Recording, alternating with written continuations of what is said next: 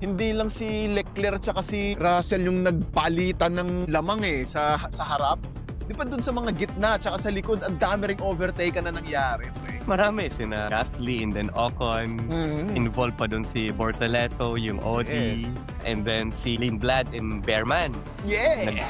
Yung rookie versus the previous rookie. Sainz and Colapinto, and then si Lawson and si Perez. May history yan di ba? Sa Mexico noon, nagpakiwan. Tapos ayun na naman yung dalawa, nagkita na naman. Sinasabi nga ng mga commentators, every time na magtatagpo yung dalawang to, may aasahan tayong drama Oo nga Medyo exciting.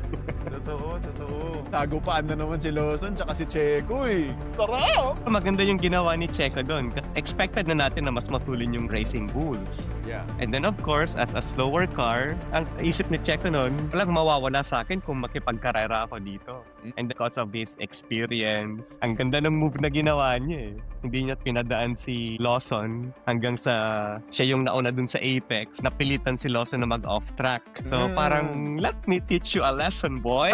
This is how you do it. Sigurado ako na naaalala pa ni Checo yung yung nangyari sa Mexico noon. Siyempre, si Lawson ang papalit sa kanya noon di ba? Kaya talaga may konting bad blood siguro yung dalawa. Tinawanan nga ni Checo sa radyo Sabi ni Checo, what's wrong with this guy? Tapos tawa siya ng malakas. Sabi siguro ni Checo, wait ka lang, babalik ako sa F1. Yan na nga, unang karera, salpukan agad yung dalawa. Wheel to wheel. Literal na wheel to wheel. Sarap. Yes.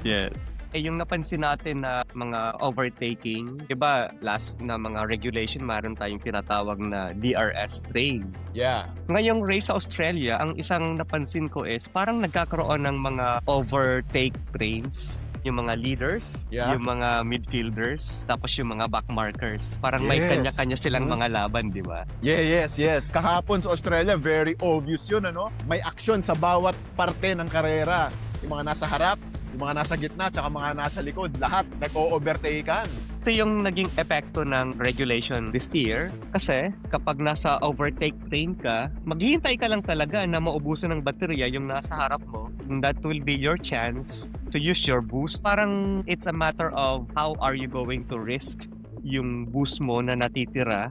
Kasi after that, wala kang choice kundi mag-defend Right. Tulad ng nakita natin sa Australia kahapon, maraming mga overtaking talaga na nangyari. Maraming palitan. Sa leaders nga lang, di ba? Si Leclerc, tapos si Russell. Ilang beses sila nagpalitan? Mga 7 yata Totoo. Pabalik-balik. Ang ganda talaga. Ang sarap tignan. Ang sarap panuorin. Agree ako sa'yo, paring Dax. Siguro nga, mas mabagal ng konti, mas hirap ng konti yung mga driver. Sa view nating mga fans, ang sarap tignan nung palitan ng overtakean. And hindi lang sa mga leaders. Sa bawat section ng track, merong ganap, di ba?